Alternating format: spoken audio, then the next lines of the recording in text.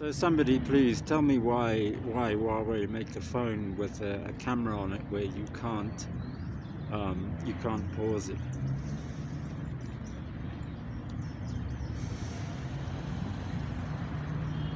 So anyway, that guy just I sit here all day. This is where I work, sitting in the dirt, and people walk past, and sometimes they feel generous and they want to give me money, so I have to put down what I'm doing and get up and go over there because I'm on this kind of raised grass bank and they don't want to come and actually give me the money in my hand.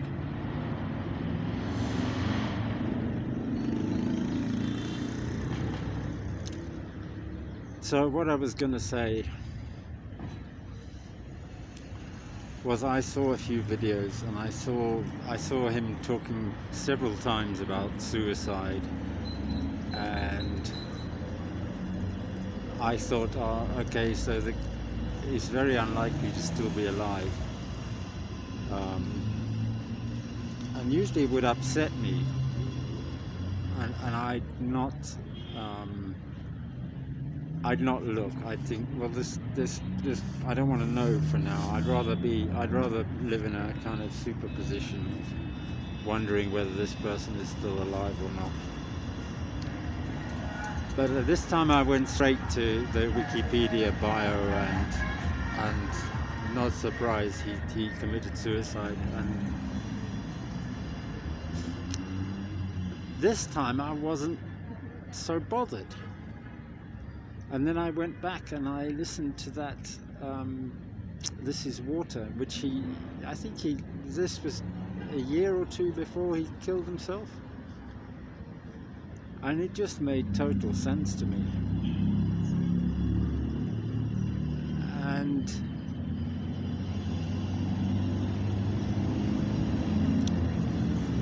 And when you listen to that speech, that was it. He did enough. He did it. I don't feel a single drop of regret that the guy is dead and that I will never ever speak to him or ever have a chance to know anything more about him than he wrote or than was recorded or that people remember. And I don't feel in any way sad. And then that makes me think of Hannah Arendt talking about the worldlessness and the disempowerment of individuals when they are in these fragmented public spheres that mean that the group life or their culture feeds off the lives of the individuals. She says this is what happens. This is the only way that a culture can advance, is by feeding on the lives of individuals. The first time I heard her say that, I thought, yeah, this is obviously not something we want. This is not human. I need to think about this some more because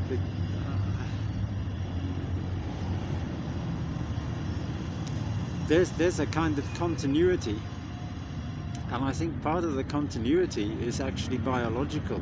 That I think that there is a biological basis for that. It is not just an abstract mental construct, the advancement of humanity. It is if you measure the advancement of humanity by a small part of what you can read in libraries. But I'm talking now about this biological substrate, which is the stream of consciousness that Terence McKenna talks about. That is not what Lewis Carroll calls the minds. That is the stream of consciousness is what Lewis Carroll called the living minds. This is from Sylvie and Bruno. It's the discussion between the author and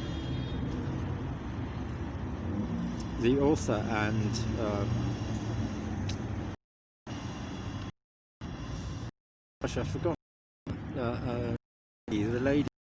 What's her name? The lady. The lady in the story. Anyway, the discussion they have in the railway carriage about literature and about how you could think of books as numbers, and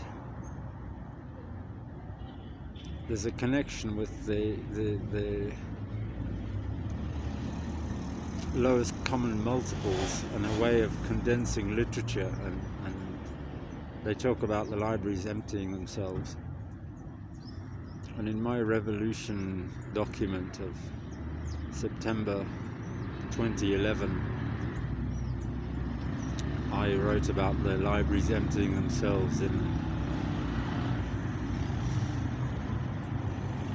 with reference to Amazon.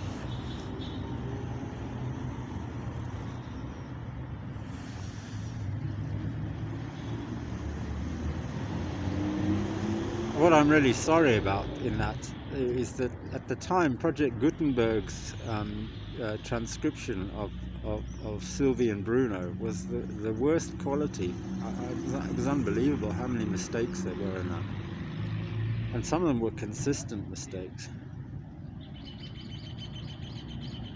And that was came to me as a kind of shock that there was such a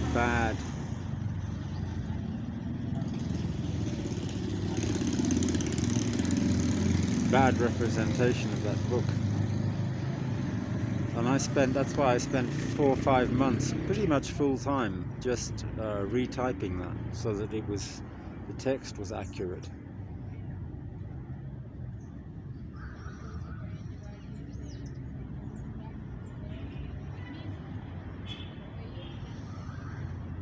Anyway, so what I'm trying to say is that this connection is also something Jeremy Narby talked about. There is actually a physical chemistry explanation, potential for a physical chemistry explanation of why these individual lives can resonate in this collective cultural life, and that collective cultural life is a biological culture. I mean, it's like yogurt or cheese or California sourdough. You imagine groups of people traveling around the country or traveling around California, communities who keep their sourdough starter from one baking to the next and share it and mix it. This is a culture within the community, and it's the difference. A good sourdough culture makes a big difference to how your bread tastes. And the same is going on in China throughout with all the vegetable,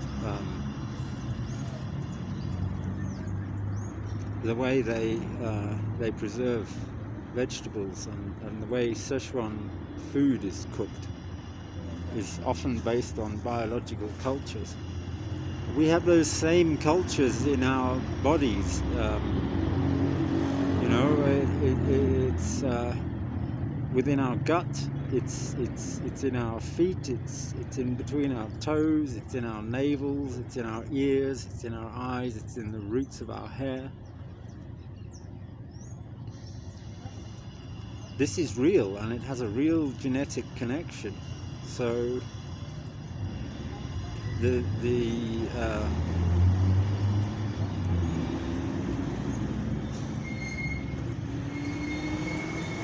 be careful how you cut communities up with this COVID spraying, you know, and shutting people off biologically.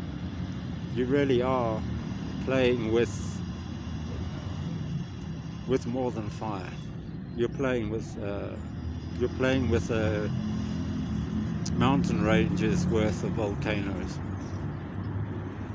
And you think I'm joking? Just watch.